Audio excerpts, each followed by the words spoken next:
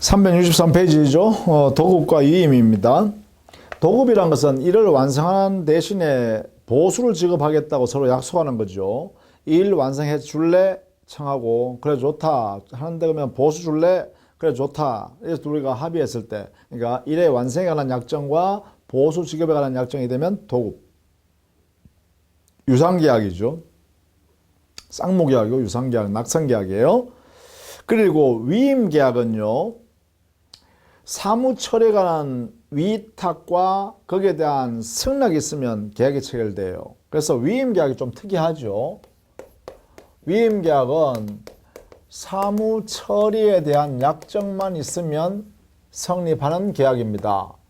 그런데 이 사무처리에서 보수에 관한 약정을 규정이 없어요. 그래서 위임계약은 무상계약이고 편무계약이에요. 우리 민법의 규정은. 근데 만약에 여기에 당사자 약정으로 사무처리에 대한 그 대가로 보수를 지급하기로 이렇게 약정을 붙여버리면 이걸 하나 붙여버리면 이렇게 되는 순간에 유상 쌍무계약이 됩니다. 이렇게요. 자, 이것은 보수 약정을 별도로 하게 되면 이렇게 바뀐다는 걸 알아두셔야 돼요. 자, 1번 도급에 관한 설명을 옳지 않은 것은 했죠. 1번 도급은 당사자 일방은 일을 완성할 것을 약정하고 상대방은 그 결과에 대해서 보수 지급할 것을 약정하면 생기는 그러한 유상 쌍무계약이다. 옳습니다. 2번 보수 지급 시기는 이것도 역시 민법 규정에 있죠. 완성된 목적물의 인도와 동시에 지급하여야 하지만 목적물 인도를 요하지 아니한 때는 이를 완성한 후에 지체 없이 지급하라 이렇게 돼 있죠. 동시행 관계입니다.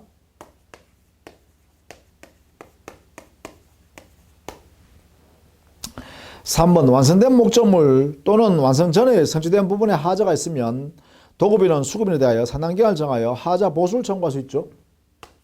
자, 이것은 도급인의 하자 보수 청구권입니다. 이거는요, 이것은 수급인의 무과실 책임으로서 발생합니다.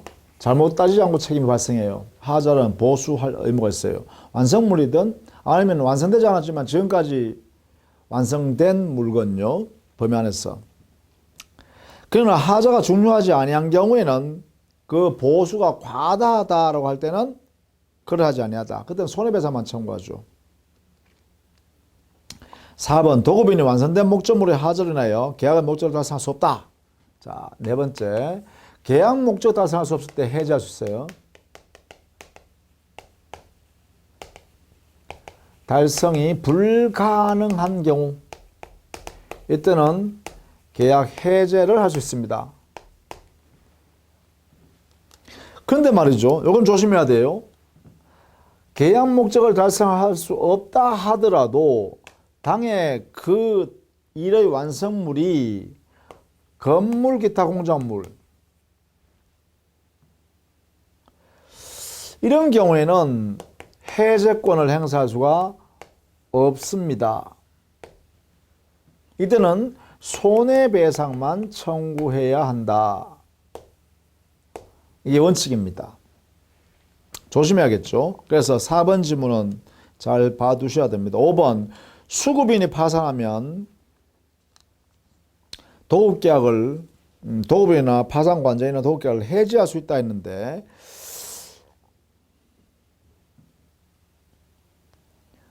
수급인이 파산하는 게 아니고요. 조심해야 됩니다.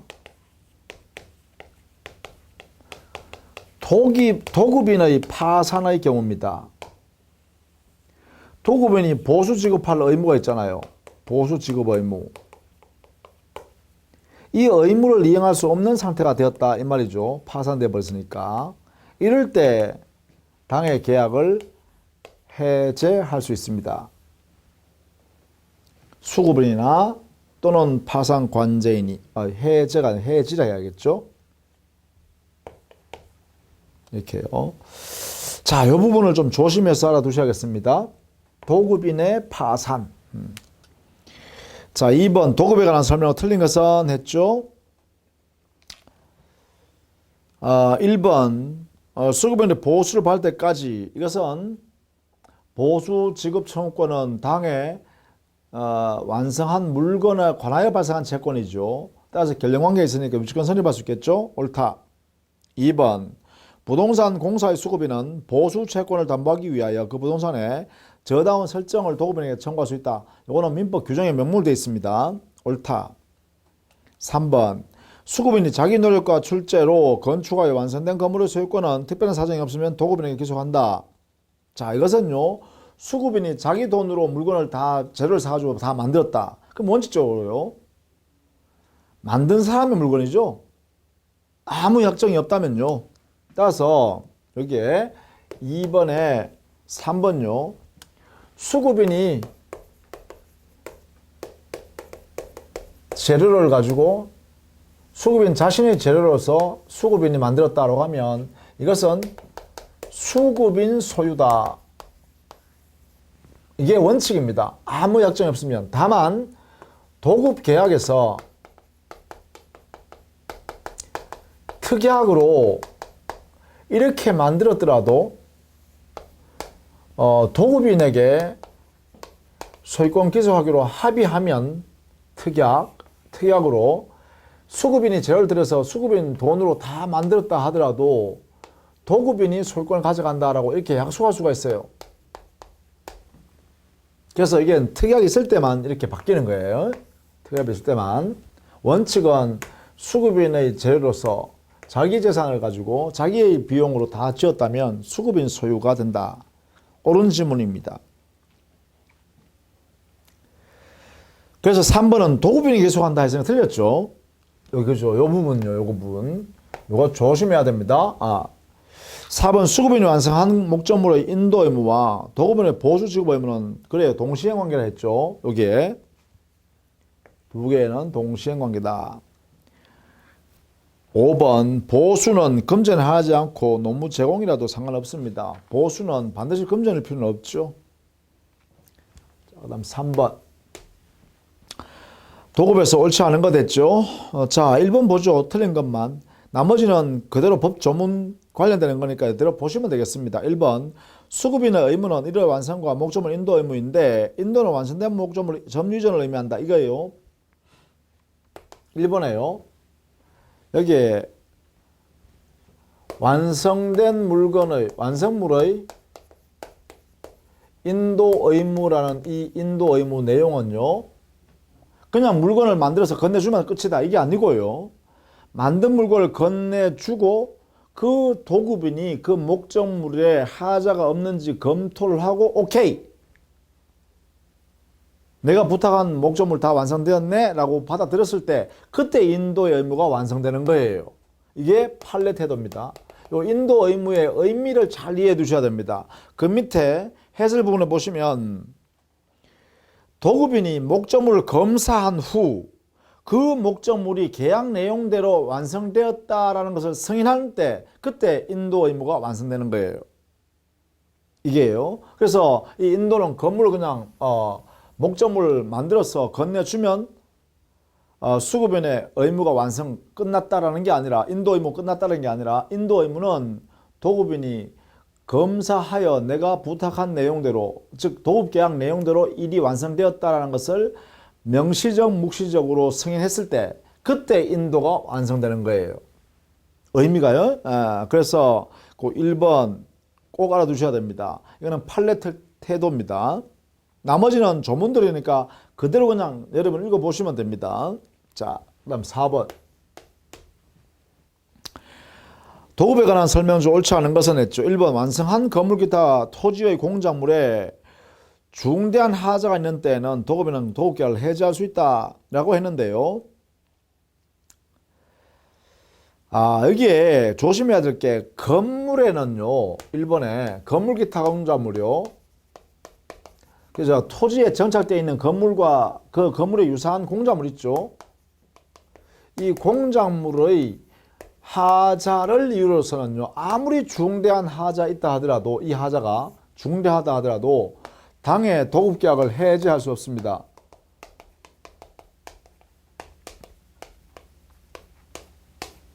안 돼요. 이걸로 해석할 수 없다라는 것이에요. 자, 이게 가장 큰 특징입니다. 건물기타 공작물은 뭐 교량 같은 거 있잖아요. 근데 하자에 따라서 건물 계약 자체를 해지해버리면 소급해서 계약이 없던 것이 되어버리잖아요. 그러면 건물이고 교량이고 이런 거 다 철거해가 없애버려야 되잖아요. 그 낭비를 어떻게 해요? 그래서 우리 법에서는 제한해 둔 거예요. 따라서 1번요. 이게 틀렸네요. 우리 판례도 엄격하게 해석합니다. 자, 2번. 완성된 목적물 또는 완성 전에 성취된 부분에 하자가 있으면 그래요. 하자 보수 청구할 수 있죠. 이때요. 원칙적으로 목적물 인도받은 날로부터 1년 내에 행사해야 됩니다. 이 보수 청구권요. 물론 보수 청구뿐만 아니라 손해배상 청구도 할 수 있고요. 정 안 되면 계약 해지도 할 수 있죠. 다만 이 해제가 제한되는 게 뭐라 그랬어요? 건물기타 공작물이라고 그랬어요. 그죠? 이 건물기타 공작물인데 건물에 유사한 공작물을 말합니다. 토지의 정착물로서. 그죠? 여기에 있는 하자는 계약 해제는 안 된다. 꼭 알아두셔야 됩니다. 자, 그 밑에 있는 내용들은요. 법 조문에 있는 것들이니까 그대로 읽어보시면 되겠습니다. 특히 4번 지문 조심하겠죠? 도급인의 파산 선고가 있을 때 수급이나 파산 관제는 해지할 수 있다 했죠. 뭐 해지할 수 있습니다. 그 성질은 해지겠죠. 자, 조심할 것. 자, 그 다음에 5번 문제 볼까요? 5번 문제.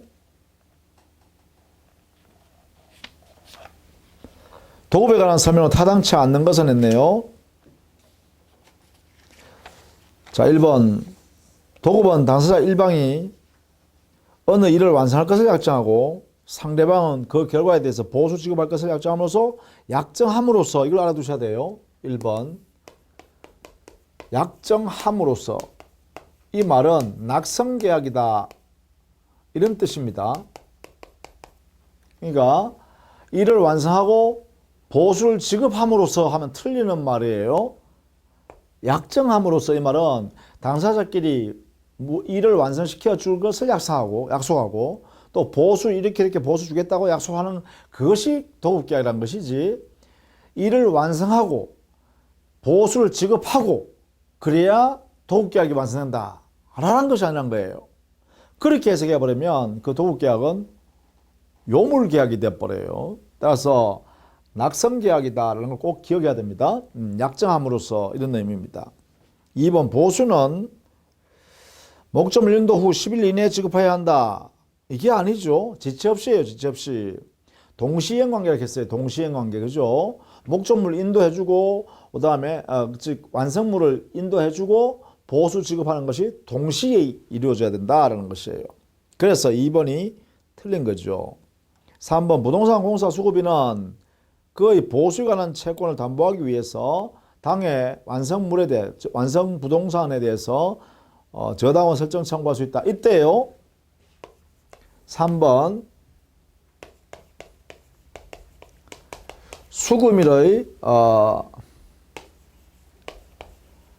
저당권 설정해달라고 청구하는 이 권리는요. 이 청구권, 이것은 채권적 청구권입니다.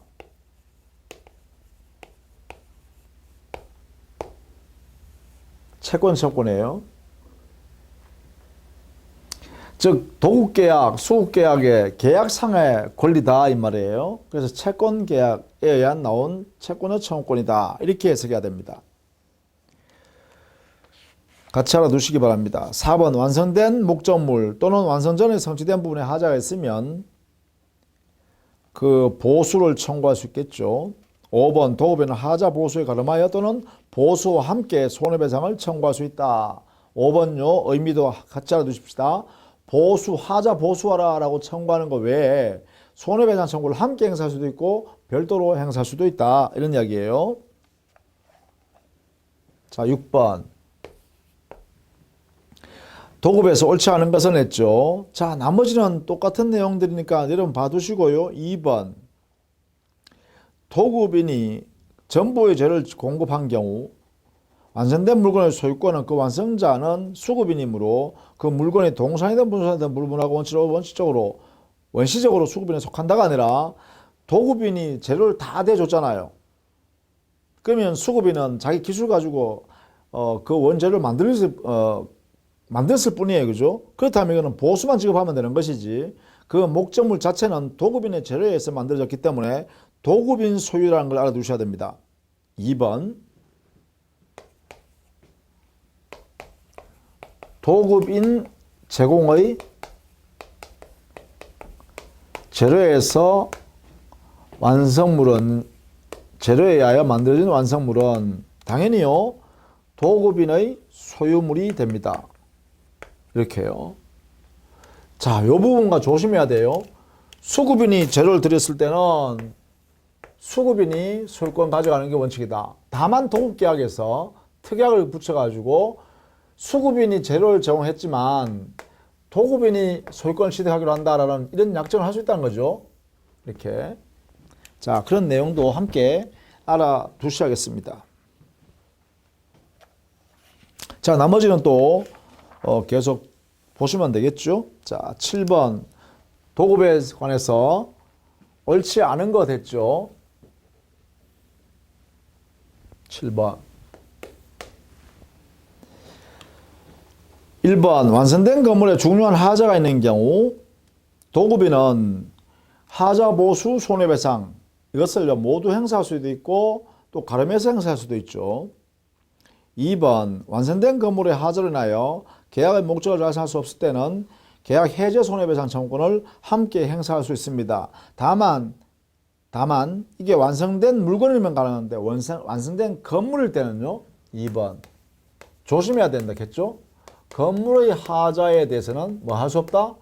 해제는 안 된다고 했습니다. 3번 수급인이 재료 전부를 제공했다 라고 하면 특별 약정이 없다면 수급인이 원시 취득한다. 그죠? 소유권을. 4번 석회제로 조성된 건물의 하자에 대하여 수급인은 인도 후 10년간 하자 담보 책임을 진다. 알아두셔야 됩니다. 4번 경고한 건물 기타 공작물이나 경고한 건물을 소유하기 위해서 지방공사에 여기에 하자가 있다. 이럴 때는 이것은 10년의 제척기간 안에서 담보 책임을 져야 됩니다. 10년간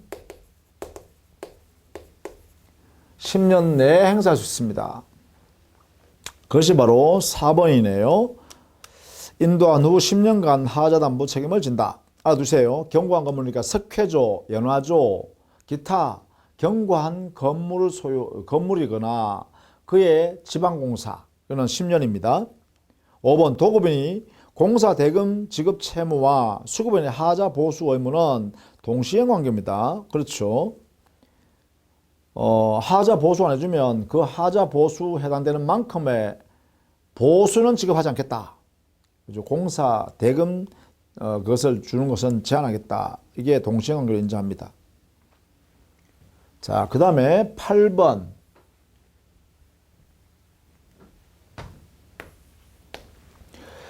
도급에서 옳은 것은 했죠. 1번 도급계약은 노무 공급계약 일정으로서 낙성, 유상, 쌍무, 분료식 계약입니다. 계약을 써야 되는 것은 아니라는 거죠. 분료식 계약입니다. 계약서를 작성해야 되는 방식에 따라서 작성해야 된다라는 것은 없다. 아주 우리민법에는 그죠? 2번 완성된 목적물 완성 전에 선취된 부분에 하자가 있으면 그래요. 도급인은 하자 보수 청구를 할 수 있죠. 3번 도급인이 완성된 목적물의 하자로 인한 계약 목적을 달성할 수 없을 때 언제나가 아니죠. 그렇죠? 그래서 2번은 옳고 3번은 건물에 해당되는 경우에는 건물의 하자다라고 하면 이때는 해제권은 안 된다 했어요. 손해배상만 해야 됩니다. 자, 4번 도급인의 하자의 보수, 손해배상 청구 및 계약 해제는 목적물 인도받은 날로부터 5년 내 행사해야 한다 했는데 원칙적으로는 1년입니다. 1년. 4번 아무런 제한이 없을 때는요. 인도받은 날로부터 1년 내에 행사해야 됩니다. 1년 내. 이게 제척기간입니다. 이게 기본입니다. 기본. 5번 수급인이 파산 선고를 받은 때에는 도급인 또는 파산 관전에 해지할 수 있다가 아니라 5번에는요. 도급인의 파산이 있을 때만 가능하죠. 파산, 도급인 파산이라는 거 조심해야 됩니다. 도급인 파산. 시험에는 이렇게 낸다는 거죠. 수급인 파산을 바꾸어서 낸다라는 것입니다. 조심해야겠네요. 자, 그 다음 위임계약부터 볼까요? 이제 9번. 위임에 관해서 옳은 것은 했네요. 자, 1번. 무상의 위임인 경우에 수임인은 예외적으로 자기 재산과 동일한 주의 의무를 했는데 1번. 위임계약에서는 조심할 것. 위임계약에서는 이 위임계약이 대가를 받지 않고 일을 처리하는 무상계약으로 돼 있던 또는 보수를 받기로 약속한 유상계약이라는 것을 간에 불문하고 타인의 사물을 처리하는 약정이니까요. 이것은 뭐 해야 된다. 그래요. 자기 재산과 자기 소유물처럼 관리 의무를 지는 게 아니라 최선을 다해야 되는, 자기의 능력을 최선을 발휘해서 주의를 다해야 되는 선량한 관리자의 주의 의무를 부담합니다. 성관주의 의무를 부담해요. 누가요? 수임인은 최선을 다해서 그 맡은 사물을, 타인의 사물을 처리해야 된다는 것이에요. 따라서 조심해야 됩니다. 그래서 1번은 틀렸습니다. 2번. 위임 종료의 경우에 급박한 사정이 있는 때는, 이때는요, 긴급 사안에 대한 긴급 상태 하에 있는 위임 계약의 경우는요, 수임인이 위임인 쪽에서 일을 맡아서 할 수 있는 그러한 사정이 발생할 때까지는 계속 처리할 의무가 있습니다. 그걸 계속 처리 의무라 그래요. 2번. 긴급 상태에 있을 때는 수임인의 계속 처리, 수임인 측의 계속 처리 의무가 있습니다. 처리를 계속해 줄 의무가 있어요. 따라서 급박한 사정이 있는 때 수임인 그 상속인이나 법정 대리인은 위임인 그 상속인이나 법정 대리인이 위임 사무를 처리할 수 있을 때까지 그 사무를 계속해야 한다. 이걸 2번에요. 긴급 처리 의무라 그래요. 긴급 처리 의무. 이렇게요. 긴급한 상태에 있을 때는 그래요. 위임인 측에서 처리할 수 있는 상황이 될 때까지 그 계속 처리해 줄 의무가 있습니다. 따라서 2번이 옳네요. 3번. 위임에 관하여 위임인은 언제든지 해지할 수 있지만 수임인은 상대방이 불리한 시기에는 해지할 수 없다고 했는데 위임 계약은 원칙적으로 해지를 언제든지 할 수 있다.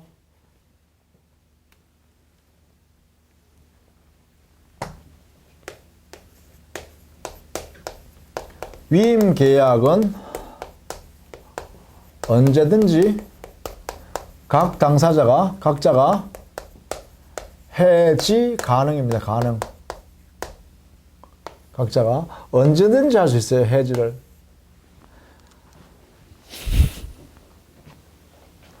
언제든지 할 수 있다. 꼭 알아두셔야 됩니다. 3번 지문요. 그 다음 4번. 수임인은 위임인과 사이에 신뢰관계가 절대적이며 자기 책임으로 자유롭게 타인에게 위임사무를 처리하게 할 수가 없지요. 자, 원칙은 복인권이 없습니다. 수임인의 복인권은 원칙 없습니다. 원칙. 수임인의 복인권이 없어요. 이걸 뭐냐면 자보고의 원리라 그래요. 스스로 처리해야 된다라고 해요. 자복의 원리. 이게 원칙이란 거예요.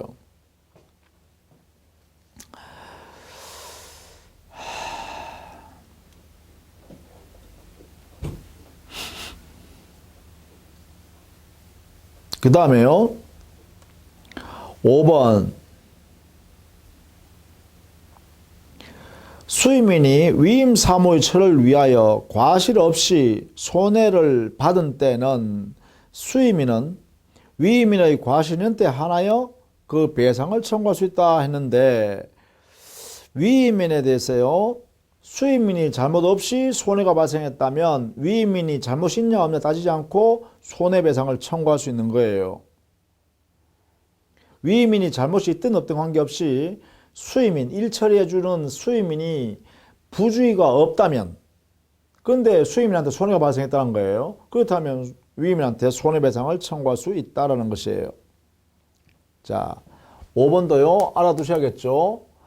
무과실의 수임인은 위임인에게 이 사람이 뭐 과실이든 무과실이든 관계없이 손해배상을 청구할 수가 있다. 이렇게 되겠죠.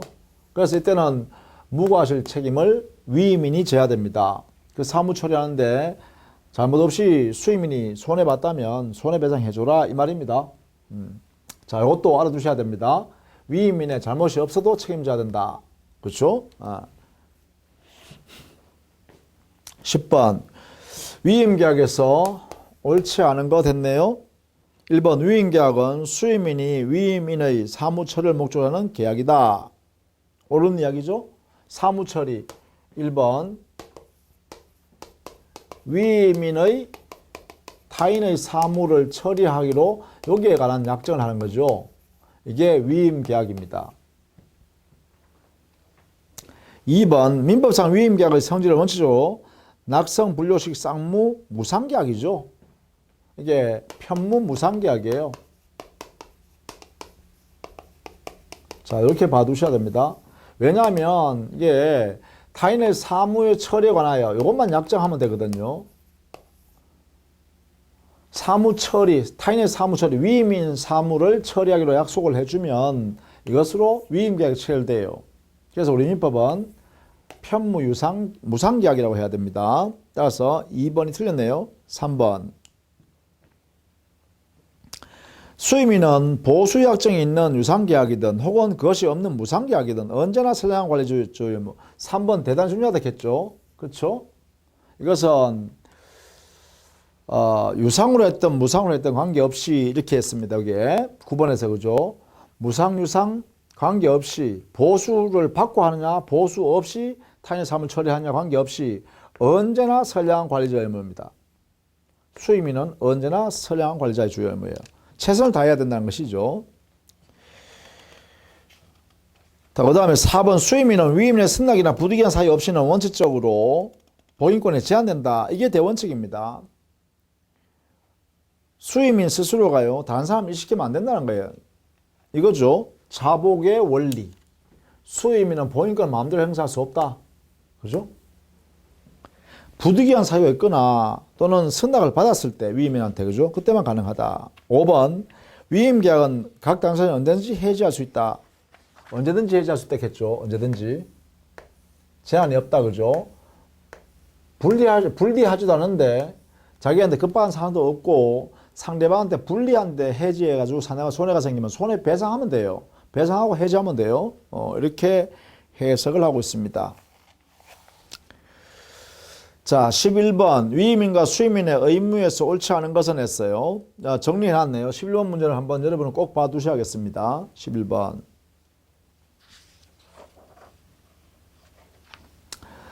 (1번) 수임인은 위임인의 신뢰에 기초하여 위탁받은 사무를 처리하는 자니까 성관주의 의무로서 처리해야 되고 어떠한 경우에도 타인에게 자기를 가름하여 이를 처리하게 할 수는 없다. 이건 아니죠. 어떠한 경우에도 아니라 여기에요. 수임인이 다른 사람을 일시키는 게 복인권이라고 했잖아요. 그죠? 수임인의 복인권이 이게 원칙은 안 된다 했지만 이게 원칙이에요. 다만 위임인의 승낙하에 하거나 아니면 자기의 부득이한 사유가 있을 때 이럴 때는 다른 사람을 일을 시켜야죠. 뭐 복인권 인정한다 이렇게 돼 있어요. 즉 다른 말 하면 다른 사람한테 나 대신에 네가 좀 일 처리해 주라 이렇게 할 수 있다는 거죠. 위임인의 승낙을 받았거나 부득이한 사유가 있는 경우에는 가능하다. 그러나 언제나 안 된다. 이건 또 틀린 말이죠. 그래서 1번이 틀렸네요. 자, 그 다음에 2번에요. 수임인은 위임인의 청구했을 때는 위임 사무 처리 사항을 보고, 이게 사무 처리 보고 의무입니다. 그리고 위임 내용이 종료되면 전말을 보고해야죠. 3번 민법은 위임을 무상으로 원칙으로 했지만 당사자 보수 약정하면 유상 편무가 아니라 쌍무로 바꿀 수 있죠. 유상 쌍무 계약으로 바꿀 수 있고 이때 원칙적으로 후급이 원칙이다. 알아두십시다. 처리하고 나서 돈 받는 거다 이 말이죠. 보수를 받는 거다. 4번 수임인은 위임 사무의 처리로 인하여 받은 금전 기타 물건 및 그 수취한 과실은 그렇죠. 이건 사무 처리하면서 발생한 거니까 수임인이 보유할 수 있는 게 아니잖아요. 따라서 위임인한테 반환해줘야죠. 돌려줘야 됩니다. 물건 같은 경우는 인도해주고 과실 같은 건 인도해줘야죠. 열매 같은 건. 뭐 금전 같은 건 인도해주고요. 권리가 발생하면 이전해줘야 되죠. 그죠? 그래 되겠죠. 자, 5번 수임인이 위임인에게 인도할 금전 또는 위임인의 이익을 위하여 사용할 금전을 자기를 위해 소비했다면 그것은 손해배상해줘야죠. 그래서 소비한 날로부터 이자를 붙여서 배상해줘야 합니다. 당연하죠. 손해배상까지 돼야 됩니다. 5번. 자, 그 다음에 12번은 우리 법 규정에 있는 것들이니까 좀 정리를 해 두시면 되겠습니다. 뭐 밑에 정리를 다 해놨으니까 법 조문대로 해결해 두시면 되겠어요. 12번. 옳은 것은 있는데 1번의 경우는 사무 처리하면서 받은 금전 기타 물건이나 수취한 과실은 위임인에게 인도해 줘야 되고요. 그 다음에 2번은 옳은 질문이고요.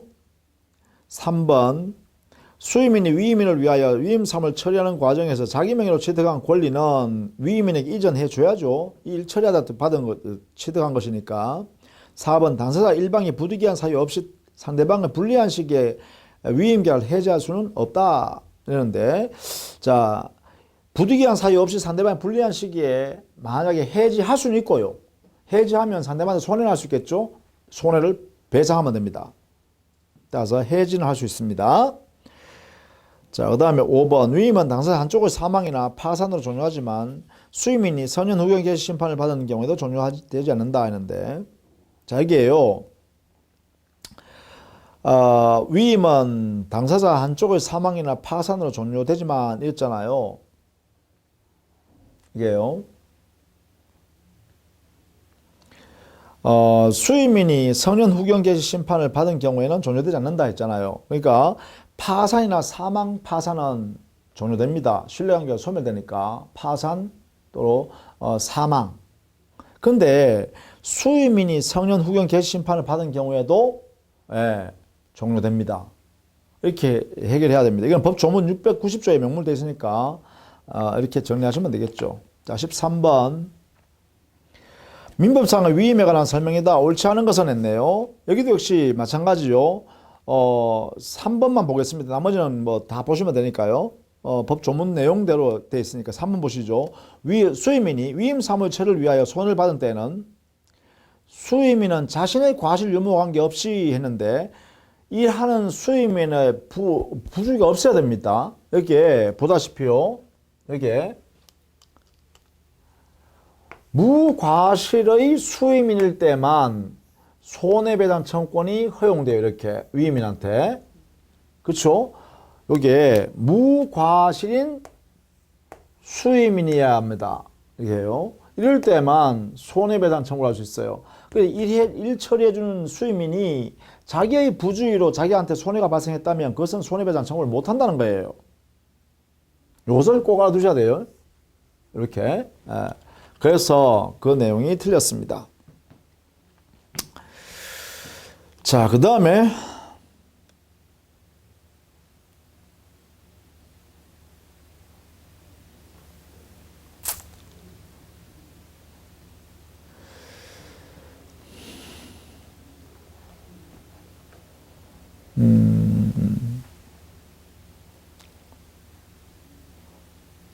어, 4번 위임계약은 무상이든 유상이든 언제든지 해지할 수 있고 그 다음에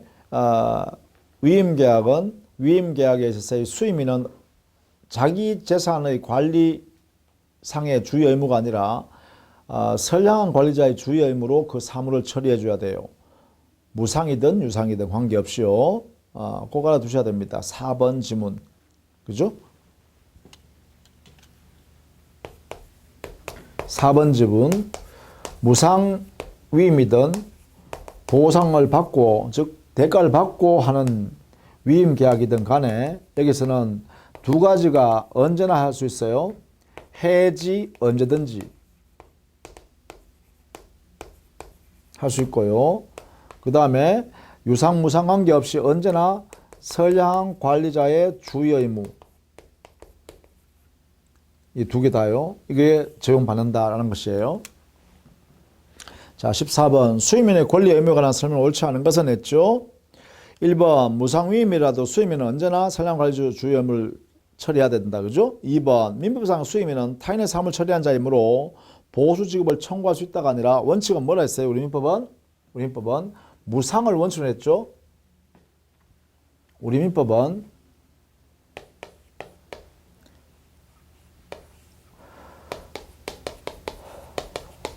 민법상의 위임계약은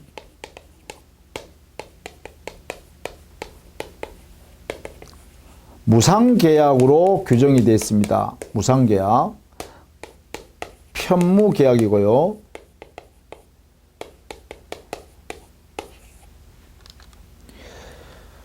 다만 이것이요, 위임인과 수임인 사이에 보수 약정을 할 수 있기 때문에 여기에 보수 약정이라는 특약을 붙이면, 특약, 그러면 이때는요, 이 무상계약이 유상계약이 되는 거죠. 그리고 대가를 서로 주고받고 해야 되니까 서로 쌍방이 해야 될 일이 있죠. 쌍무계약이 되는 거죠. 이렇게 바뀝니다. 보수약정에 특약을 붙여버리면 유상, 쌍무계약이 된다. 이렇게 해석해야 됩니다. 3번. 수임인은 원칙적으로 제3자로 하여금 자기에 가름하여 위임사무를 처리하게 하지 못한다. 이 말은 복임권 제한이란 거죠. 복임권 행사하면 안 된다. 원칙. 옳은 질문이죠. 4번. 수임인은 위임이 중요한 때 지체 없이 그 전말을 보고해야 한다. 보고 의무입니다. 일을 시작을 이렇게 해서 마무리 이렇게 되었습니다. 그리고 과정을 이렇게 처리됐습니다. 라는 사실을 보고할 의무가 있습니다. 5번은 수임인은 언제든지 위임계약을 해지할 수 있다. 그렇죠.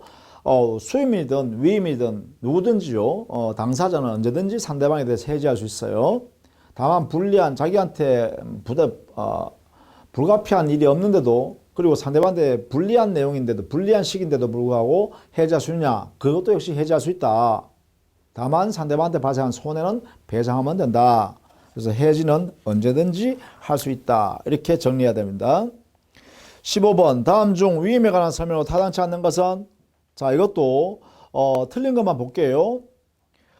5번 보겠습니다. 수임인이 위임인을 위하여 자기의 명의로 취득한 권리는, 자, 수임인이 그 사무, 위임인 사무를 처리하다 보니까 위임인의 명의가 아니라 수임인 자기 명의로 권리를 취득했대요. 그러면 이것은 수임인 자신의 권리가 아니라 사무 처리와 관련하여 발생한 권리잖아요. 그러니까 그 권리는 당연히 위임인에게 이전해 줘야 합니다. 그래서 위임인에게 이전하여야 한다가 옳습니다. 따라서 5번이 틀렸죠. 자, 이렇게 정리해 두시고, 거기에 4번 같은 경우는요, 전말 보고 의무 아니에요. 그죠? 이런 것이고, 그 다음에 2번 같은 경우에는 선량한 관리자의 주요 의무를 다 해야 한다라는 원리를 말하는 것이고요. 1번은 위임 계약의 의미를 다시 한 번 더 적시한 것입니다. 자, 그렇게 정리해 두시면 되겠죠. 자, 다음 시간에는 부당이익 대 불법행위 일반 채권 관계예요. 즉 법정 채권 채무 관계에 발생하는 내용입니다. 부당이익이나 불법행위는 부당이익은 권한 없이 발생한 채권 채무 관계. 그 다음에 불법행위는 위협한 행위에 대하여 손해배상을 청구할 수 있는 법정 채권 관계가 발생하죠. 이걸 더 정리하도록 하겠습니다. 자, 수고 많으셨습니다.